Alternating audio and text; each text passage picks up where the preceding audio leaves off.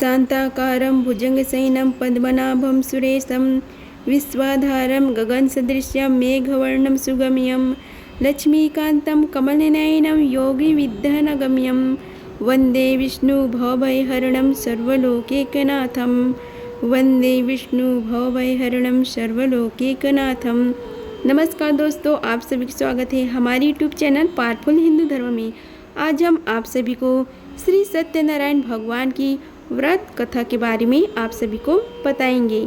आइए रसपान कीजिए श्री सत्यनारायण भगवान की कथा का। शास्त्रों में बताया गया है कि सत्यनारायण व्रत कथा का पाठ करने से व्यक्ति को 1000 यज्ञ करने के बराबर पुण्य फल की प्राप्ति होती है।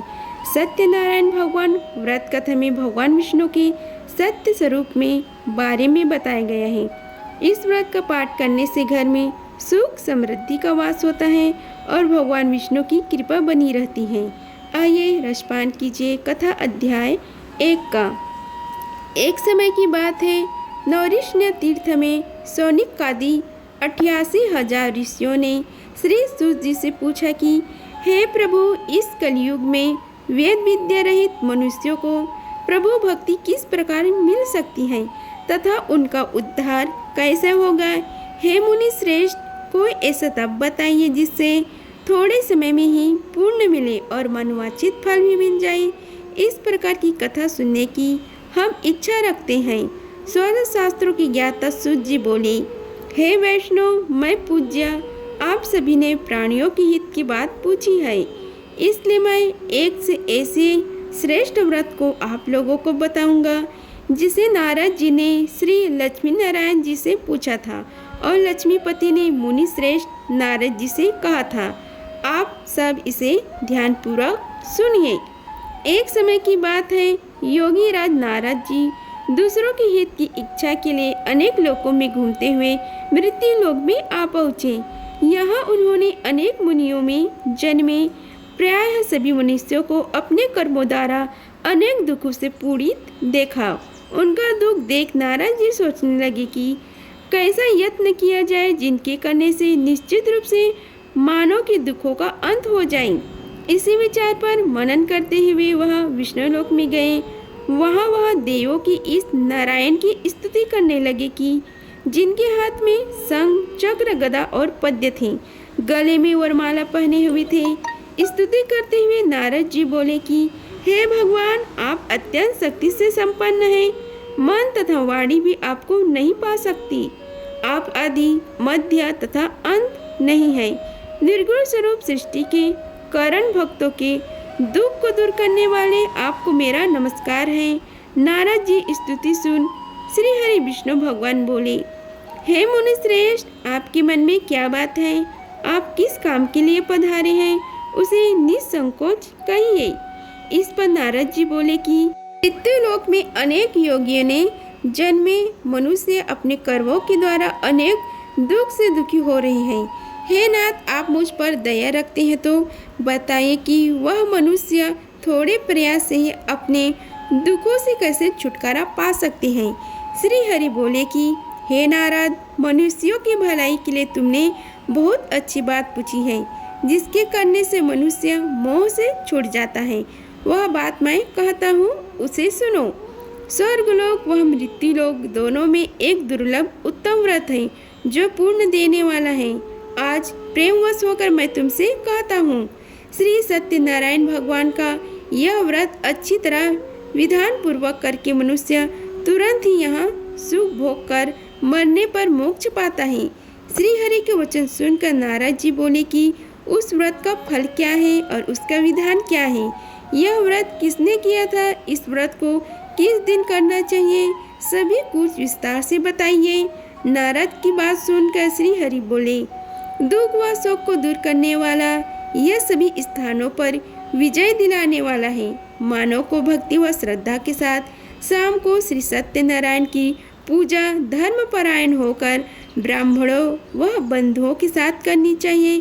भक्ति भाव से ही नैवेद्य, केले का फल, घी, दूध और गेहूं का आटा सवाया ले।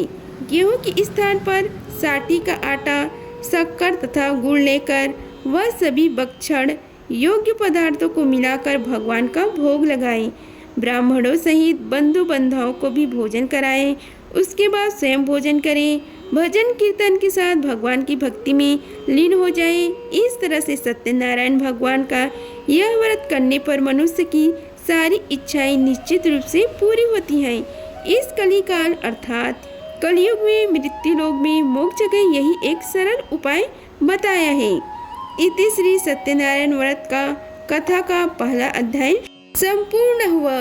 बोलो सत्यनारायण भगवान की जय। सत्यनारायण भगवान की व्रत का कथा का दूसरा अध्याय है। सूत जी बोले कि हे ऋषियों, जिसने पहले समय में इस व्रत को किया था उसका इतिहास कहता हूँ, तुम ध्यान से सुनो। सुंदर काशीपुरी नगर में एक अत्यंत निर्धन ब्राह्मण रहता था।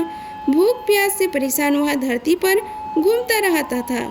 ब्राह्मणों से प्रेम करने वाले भगवान ने एक दिन ब्राह्मण का वेश धारण कर उसके पास जाकर पूछा, हे विप्रे, नित्य दुखी होकर तुम पृथ्वी पर क्यों घूमते हो? दिन ब्राह्मण बोला, मैं निर्धन ब्राह्मण हूँ, भिक्षा के लिए धरती पर घूमता हूँ। हे भगवान, यदि आप इसका कोई उपाय जानते हो तो बताइए। वृद्ध ब्राह्मण कहता है कि सत्यनारायण भगवान मनवांछित फल देने वाले हैं, इसलिए तुम उनका पूजन करो। इसे करने से मनुष्य सभी दुखों से मुक्ति हो जाता है। वृद्ध ब्राह्मण बनकर आए श्री सत्यनारायण भगवान उस निर्धन ब्राह्मण को व्रत का सारा विधान बताकर अंतर्ध्यान हो गई। ब्राह्मण मन ही मन सोचने लगा कि जिस व्रत को वृद्ध ब्राह्मण करने को कहा गया है मैं उसे जरूर करूँगा। यह निश्चय करने के बाद उसे रात में नींद नहीं आई। वह सवेरे उठकर सत्यनारायण भगवान के व्रत का निश्चय कर भिक्षा के लिए चला गया। उस दिन निर्धन ब्राह्मण को भिक्षा में बहुत धन मिला, जिससे उसने बहुत बंधुओं के साथ मिलकर श्री सत्यनारायण भगवान का व्रत संपन्न किया। भगवान सत्यनारायण का व्रत संपन्न करने के बाद वह निर्धन ब्राह्मण सभी दुखों से छूट गया और अनेक प्रकार की संपत्तियों से युक्त हो गया। उसी समय यह ब्राह्मण हर माह इस व्रत को करने लगा। इस तरह से सत्यनारायण भगवान के व्रत को जो मनुष्य करेगा वह सभी प्रकार के पापों से छूटकर मोक्ष को प्राप्त होगा। जो मनुष्य इस व्रत को करेगा वह भी सभी दुखों से मुक्ति हो जाएगा। सूत जी बोले कि इस तरह नारद जी से नारायण जी का कहा हुआ श्री सत्यनारायण व्रत को मैंने तुमसे कहा। हे विप्रो, मैं और अब से क्या कहूँ?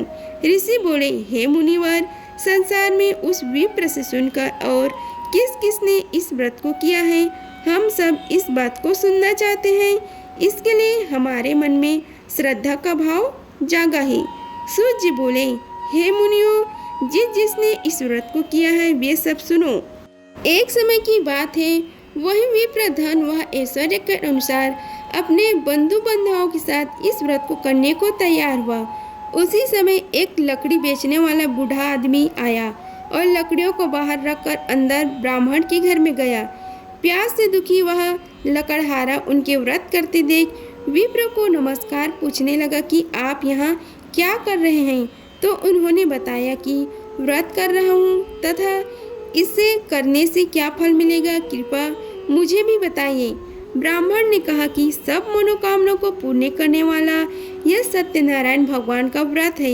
इनकी कृपा से ही मेरे घर में धन धान्य आदि की वृद्धि हुई है।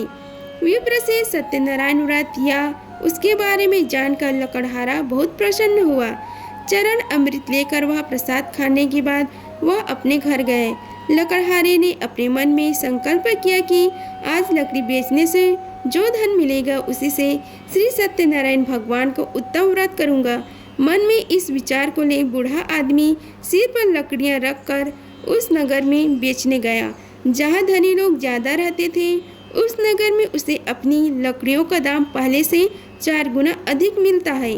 बूढ़ा प्रसन्नता के साथ दाम लेकर केले, शक्कर, घी, दूध, दही और गेहूं का आटा ले और सत्यनारायण भगवान के व्रत की अन्य सामग्री लेकर अपने घर गया। वहां उसने अपने बंधु बांधवों को बुलाकर विधि विधान से सत्यनारायण भगवान का पूजन और व्रत किया।